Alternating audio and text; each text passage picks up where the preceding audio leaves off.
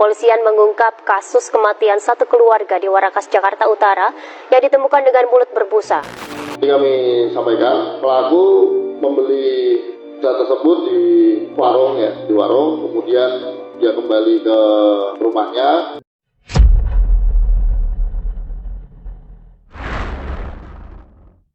Tragedi pilu yang menyayat hati ini mula terbongkar pada pagi Jumaat 2 Januari 2026 kira-kira jam 7.30 pagi apabila polis menerima laporan mengenai penemuan 3 mayat di sebuah rumah sewa yang terletak di Warakas, Tanjung Priok, Jakarta Utara. Sejurus menerima maklumat tersebut, pihak polis segera bergegas ke lokasi untuk menjalankan siasatan. Mangsa dikenal pasti sebagai Siti Solehah berusia 50 tahun adalah seorang ibu. Afiah Al-Adilah Jamaluddin berusia 27 tahun adalah anak sulung dan Adnan Al-Abrar Jamaluddin berusia 14 tahun adalah anak bongsu. Keluarga ini terdiri daripada seorang ibu dan 4 orang anak, manakala bapa sudah meninggal dunia. Seorang lagi ahli keluarga, Abdullah Syauqi Jamaluddin berusia 22 tahun, anak ketiga terselamat namun ditemui lemas di bilik air dan dibawa ke hospital untuk rawatan. Ketua Polis Metro Jakarta Utara Kombes Eric Friendris memaklumkan bahawa pasukannya menjalankan pemeriksaan forensik menyeluruh di tempat kejadian bagi mengenal pasti punca sebenar insiden. Polis juga mengumpul maklumat daripada saksi di kawasan sekitar dan menjalankan ujian makmal ke atas bukti yang ditemui. Selain itu, rakaman kamera litar tertutup CCTV di kawasan berhampiran turut diteliti untuk mengesan sebarang pergerakan mencurigakan yang dapat membantu merungkai misteri di sebalik kejadian tersebut. Mayat ketiga-tiga mangsa telah selamat dikebumikan pada 3 Januari 2026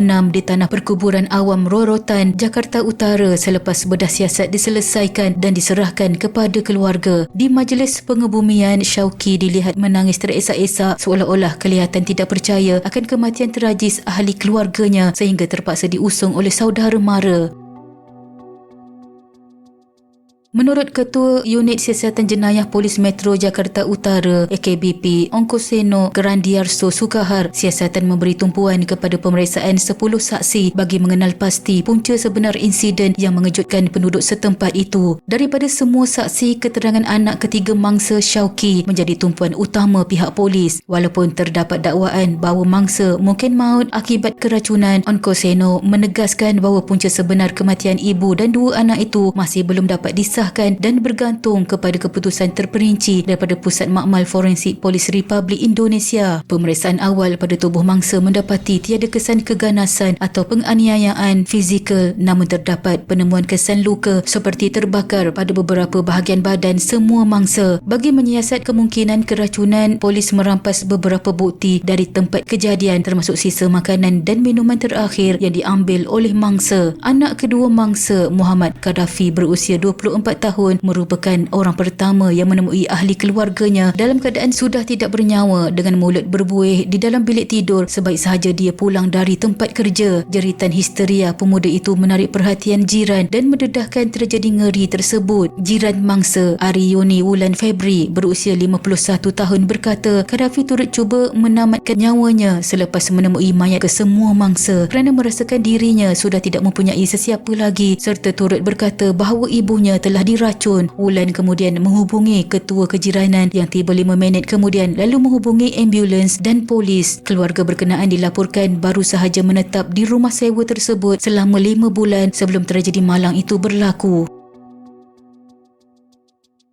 Misteri kematian tragis di rumah sewa di Warakas, Tanjung Priok akhirnya terjawab dengan penemuan mengejutkan. Ongkoseno mendedahkan terdapat kesan racun dalam minuman yang diambil oleh mangsa sebelum mereka ditemui maut. Hasil ujian makmal mengesahkan kehadiran zinc fosfat di dalam perut serta beberapa organ penting mangsa yang telah mengalami kerosakan teruk dikenal pasti sebagai punca utama kematian mereka. Penjelasan lanjut mengenai bahaya bahan kimia ini turut dikongsi oleh pakar toksiologi dari Universiti Indonesia Profesor Dr. Budiawan. Beliau menjelaskan bahawa zinc fosfat merupakan bahan kimia yang sangat berbahaya dan lazim digunakan sebagai racun tikus. Apabila masuk ke dalam sistem pencernaan manusia, ia akan bertindak balas menghasilkan gas fosfin yang merebak pantas ke seluruh organ. Gas beracun ini merosakkan fungsi sel secara menyeluruh, menyebabkan mangsa sesak nafas atau lemas dalam tempoh yang sangat singkat sebelum meninggal dunia. Sementara itu, hasil bedah siasat oleh Doktor Forensik Hospital Polis Sukanto Dr. Mardika mengesahkan tiada sebarang kesan kekerasan fizikal atau kecederaan akibat penganiayaan pada tubuh mangsa. Beliau menegaskan bahawa kematian disebabkan pendedahan kepada bahan kimia beracun pada dos yang jauh melebihi tahap yang boleh ditanggung tubuh manusia. Berdasarkan penemuan saintifik dan bukti fizikal ini, siasatan polis kemudiannya mula menumpukan kepada penglibatan Syauqi. Polis menjalankan penilaian psikiatri terhadap Syauqi dan mendapati dia tidak menunjukkan tanda penyakit mental. Namun begitu Syauqi didapati mempunyai cara menangani masalah yang tidak sesuai serta menunjukkan sikap agresif dan kecenderungan memanipulasi bagi mempertahankan tindakannya. Setelah siasatan mendalam dan pengumpulan bukti kukuh, polis akhirnya menamakan Syauqi sebagai suspek utama dalam kes ini pada 4 Februari 2026. Menurut Ongkoseno, keputusan itu berdasarkan pemeriksaan makmal, keterangan doktor, bukti toksikologi serta kenyataan saksi lain. Hasil pengamatan terhadap barang bukti di lokasi kejadian turut menyokong tindakan polis menahan Syauqi yang dianggap sebagai pelaku yang sengaja meracuni ketiga-tiga ahli keluarganya sehingga membawa maut.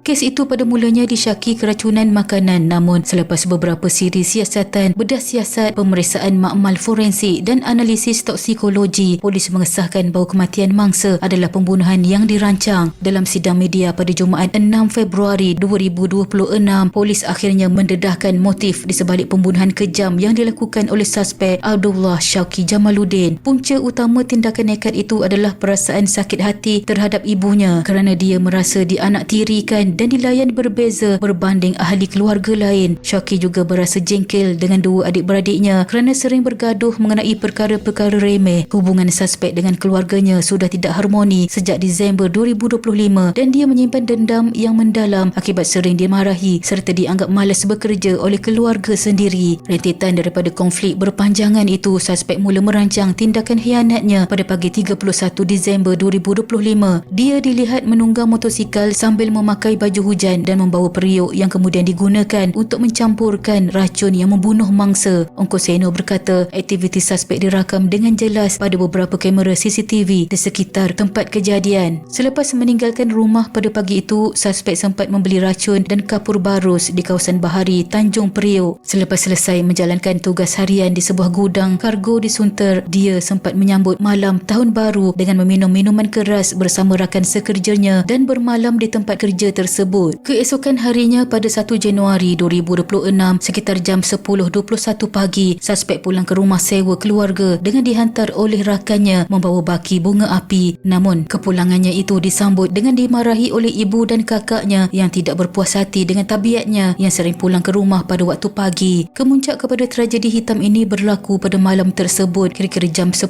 malam ketika ibu dan adik-beradiknya sedang tidur apabila suspek mula menjalankan rancangannya dengan mencampurkan racun tersebut ke dalam periuk untuk membuat teh. Suspek kemudian merebus teh itu sambil memakai beberapa lapisan topeng. Dia juga menambah kapur barus sehingga di seluruh rumah dipenuhi asap sebelum meninggalkan rumah dan menutup pintu. Pada awal pagi Jumaat 2 Januari 2026, suspek melihat mangsa masih hidup tetapi lemah. Dia kemudian memberi setiap seorang daripada mereka teh yang dicampur racun menyebabkan kematian 3 mangsa. Bagi mengaburkan mata pihak berkuasa dan mengelakkan dirinya disyaki, suspek bertindak membakar bunga api dan menghalakannya ke arah tubuhnya sendiri supaya dia kelihatan seolah-olah turut menjadi mangsa dalam kejadian tersebut. Walau bagaimanapun taktiknya itu gagal, memandangkan kini dia telah pun ditahan dan sedang menjalani proses undang-undang di Balai Polis Metro Jakarta Utara. Suspek didakwa mengikut perkara 459 dan atau perkara 467 Kanun Jenayah dan Undang-Undang Perlindungan Kanak-kanak yang membawa hukuman penjara maksimum 20